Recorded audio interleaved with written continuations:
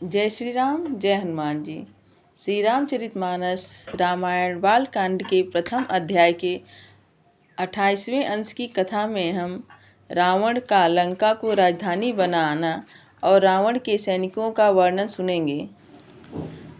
मैदानों की कन्या जो परम सुंदरी मंदोदरी थी, उसका विवाह रावण के साथ किया, जो कि रावण की मुख्य रानी हुई।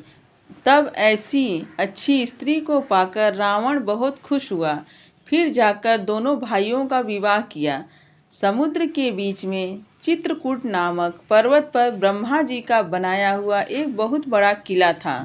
उसमें मैदानों ने फिर स्वर्ण मणियों के अनेक भवन बना दिए। तब जैसे भोगावतीपुर में सर्पकुला का वास है, जैसे अमरावती में इंद्र का निवास है, उससे भी अधिक सुंदर गढ़ को, जो कि लंका के नाम से विख्यात हुआ, उस स्वर्ण मंडित किले के चारों ओर समुद्र सी अत्यंत गंभीर खाई थी। दृढ़तापूर्वक मणियों से खींचा हुआ कोट बनाया, जिसका वर्णन नहीं किया जा सकता।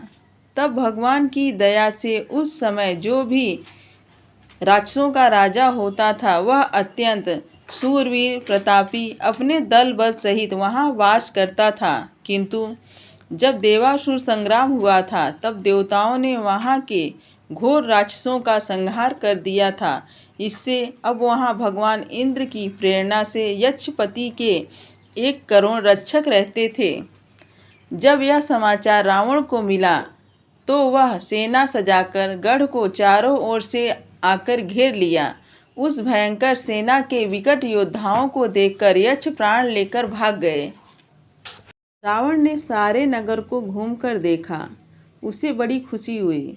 फिर तो उसे सहज ही सुंदर और अगम्य अनुमान कर रावण ने वहां अपनी राजधानी स्थापित की, और जिसके योग्य जैसा गृह था, रावण ने सब निशाचरों को बांटकर सब दैत्यों को खुश कर दिया। एक बार कुबेर पर हमला बोला तो पुष्पक विमान जीत ले आया। फिर खेल ही खेल में एक बार उसने कैलाश पर्वत को जाकर उठा लिया, मानो वह अपनी भुजाओं के बल को तौलकर बड़ा सुखी हो रहा हो। फिर तो सुख संपदा और पुत्र तथा सहायकों सहित उसकी सेना विजय, प्रताप, बल, बुद्धि और बड़ाई नवीन नवीन प्रकार से ऐसे बढ़ने लगी, जैसे लाभ पर लाभ होने से लालच बढ़ता जाता है। उसका कुंभकर्ण जैसा महाबली भाई था कि जिसके समान वीर संसार में कोई न था। वह मदिरा पीकर 6 महीने सोता और एक दिन जागता तो तीनों लोग त्रसित हो जाता था। यदि वह प्रतिदिन भोजन करता तो सारा संसार शीघ्र ही खत्म हो जाता। वह युद्ध में धैर्यधारी था, जिसका वर्णन नहीं हो सकता, और उसके समान अधिक बलवान दूसरा कोई नहीं था।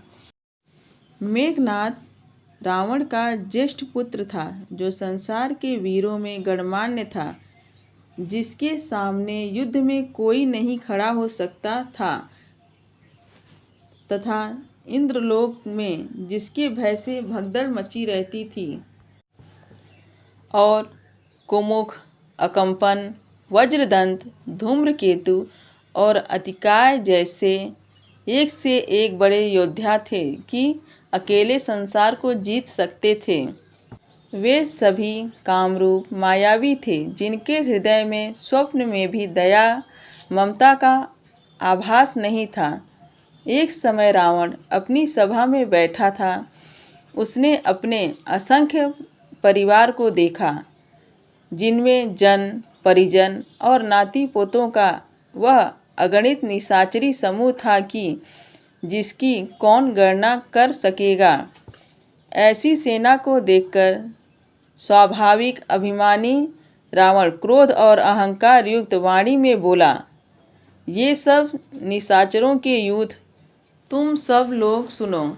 हमारे शत्रु देवतागण हैं, जो युद्ध में सामने लड़ने आते ही नहीं और शत्रु को बलवान देखकर भाग जाते हैं। उनका मरना एक उपाय से हो सकता है। अब वह समझाकर कहता हूँ, सुनो। तुम लोग जाकर ब्राह्मणों के भोजन में, उनके यज्ञ और श्राद्धादि कर्मों में विघ्न बाधा उपस्थित करो। तब भूख से क्षीण और निर्बल देवता सहज ही आकर मिलेंगे। तब इस प्रकार उनको भली भांति अपनाकर या तो मार ही डालूंगा या छोड़ दूंगा। फिर मेघनाद को बुलाकर और देवताओं से वैर बढ़ाने की शिक्षा दिया और कहा, देखो, जो देवता युद्ध स्थल में धैर्यधारी और बलवान हैं तथा जिन्हें युद्ध करने का अभिमान है, उन्हें संग्राम में जीतकर तुम बांध लाओ। तब पिता की आज्ञा मानकर वह सहज हो गया। इस प्रकार सबको आज्ञा देकर रावण स्वयं हाथ में गदा लेकर चला। इस प्रकार श्री रामचरितमानस रामायण बालकांड के प्रथम अध्याय के 28वें अंश की कथा समाप्त हुई। जय श्री राम, जय हनुमान जी। धन्यवाद।